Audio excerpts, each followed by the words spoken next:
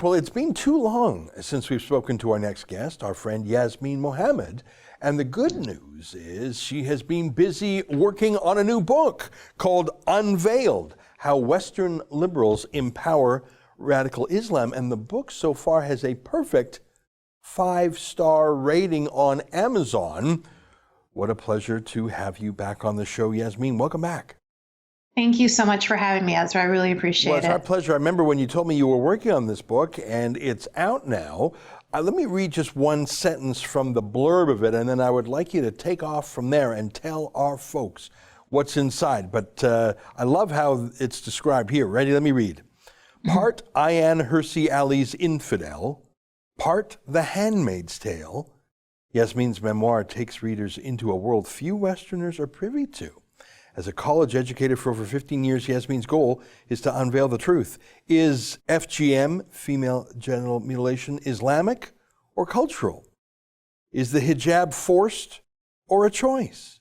Is ISIS a representation of true Islam or a radical corruption? And why is there so much conflicting information? Wow, those are issues we think about all the time. I don't want you to give away all of the answers online. We want people to buy the book, but tell us a little bit about how you work through these issues. Well, I worked through them by basically telling my story. So it's a memoir, but also a polemic. So throughout my story, I'm also highlighting all of the other people around the world who have gone through similar things. So there are major themes, like hijab, like the things that I mentioned there, FGM, child marriages, all of the themes that you would expect to hear somewhere in the Middle East or somewhere in the Muslim world. And I'm just clarifying to readers that that kind of thing happens all over the world because these ideas cross borders. They don't just stop in the countries under Sharia, but the people that believe these things travel to other countries and they continue with having their own little, mini Sharias. I lived under Sharia in my household in Canada. So, the people that I relate to the most more than anybody are women in Saudi Arabia, because that was the life that I kind of lived. And it's unfortunate now online. I mean, it's fortunate and unfortunate, but we get to hear all of the stories of all of the people all over the world that we really thought these kinds of things just happen in Afghanistan. Huh. No, they're happening in our very own backyards. Wow, little islands of Sharia that we don't even know about or don't even see. Well, I think we see them, actually. We have glimpses of them more and more on the street. Let me come back to the subtitle of your book, How Western Liberals Empower Radical Islam. I think I know what that means, but I'd like to hear what you mean by that. Well, I think it's just that for some reason, we put our common sense on the back burner when it comes to Islam. It's the most ludicrous thing. So when we talk about the niqab, for example, or the burqa as it's sometimes called, so it's the full face covering, head to toe, just eyes showing. Women are even wearing gloves. And a lot of the times it's happening in countries where the summers can go upwards of 50 degrees Celsius. And we look at something like that, and somehow people can say that that's empowering, or worse, it's liberating. I mean, the most atrocious things, like these are human beings covered in death shrouds. And then you have somebody like PJ Harvey, who is a musician from the UK. She goes to Afghanistan to film one of her music videos. And she said that her favorite part of being in Afghanistan was wearing a burqa. Oh. She called it liberating. I mean, it just defies all logic.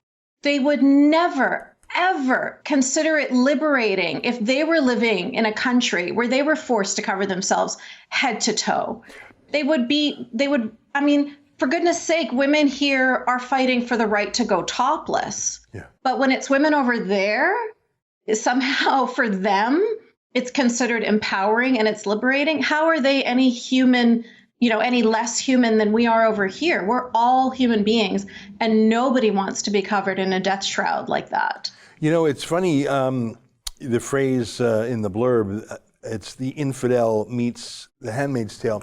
I'm so frustrated when I watch that Handmaid's Tale, and I don't watch it a lot, but I know it was revived as a counterpoint to Donald Trump and the theocracy he wants to impose on America.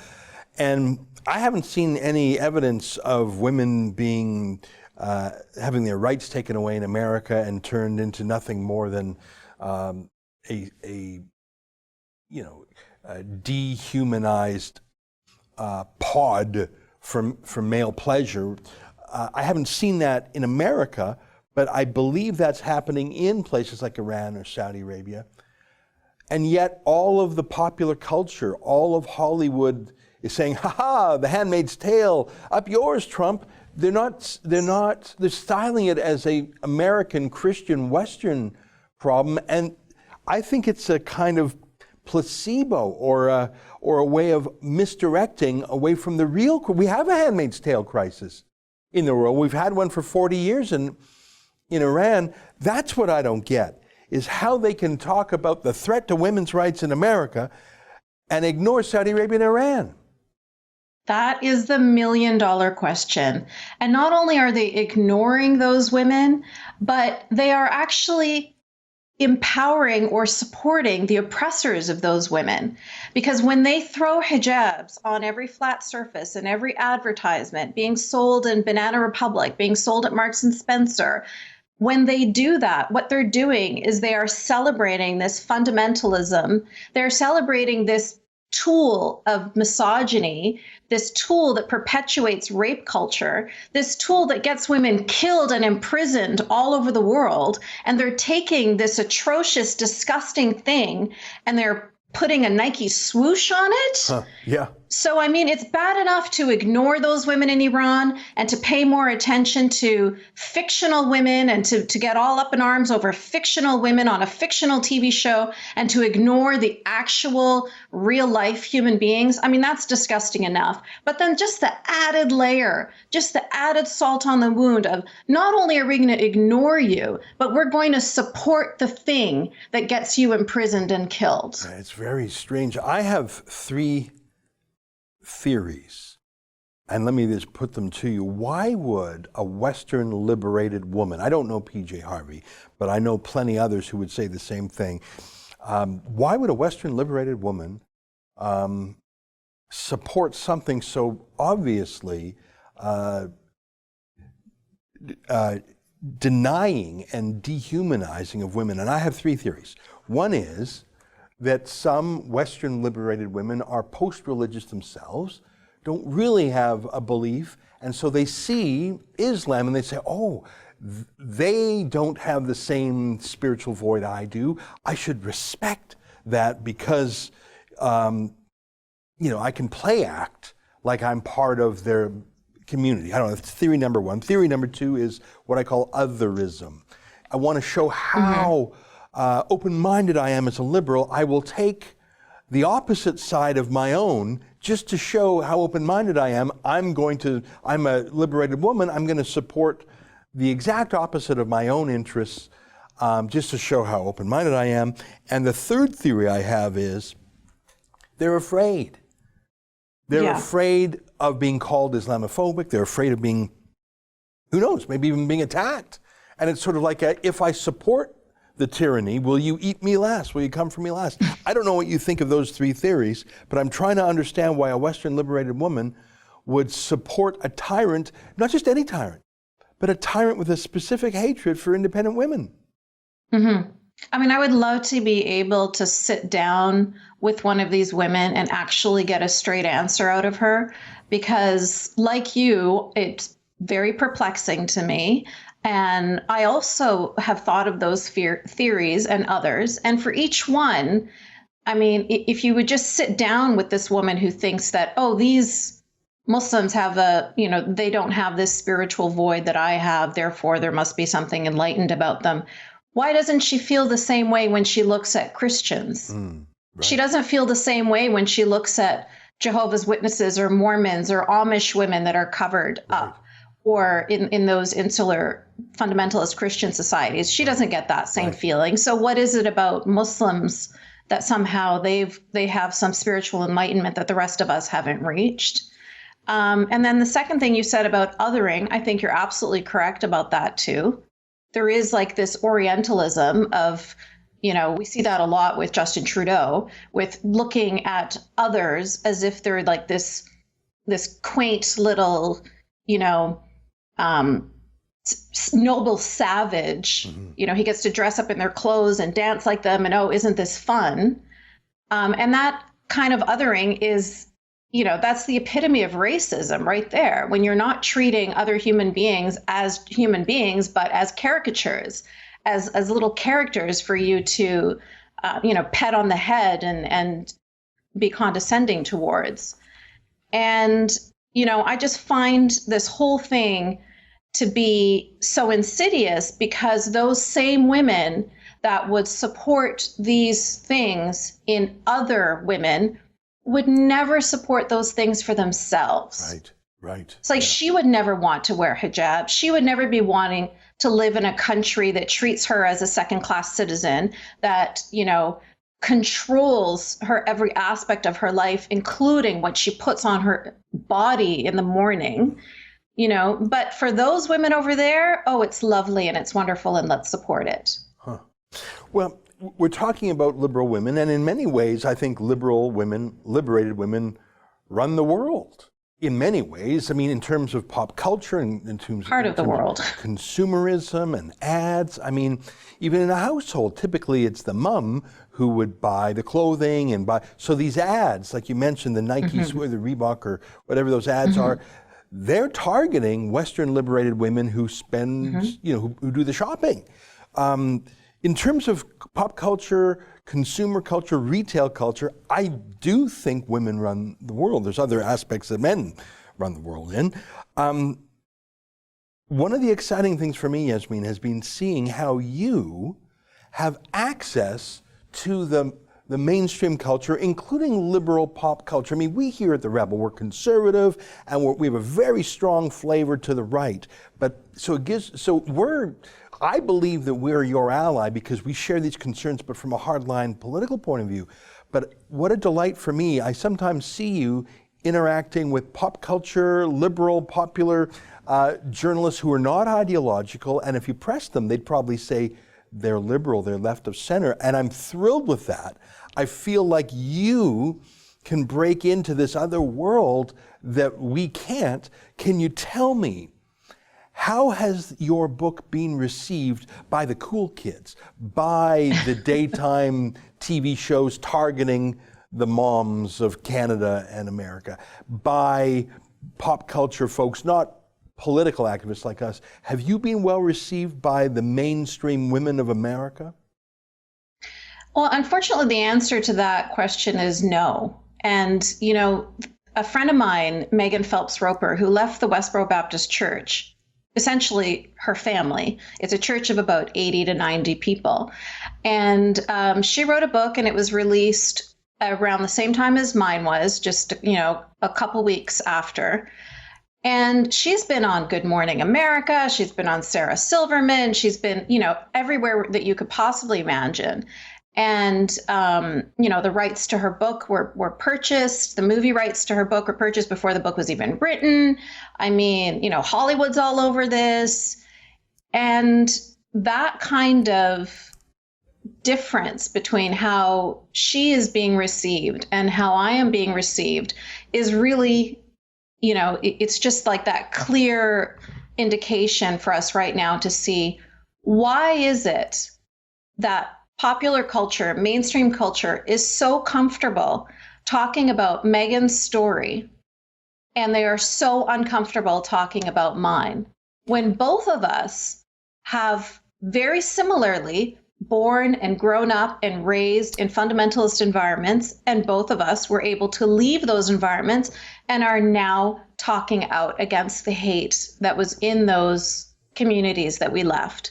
So we have that in common. The only difference is the fundamentalist community that she left was Christian, and the one that I left was Muslim. I think so they're willing to embrace her, and they're willing to support her.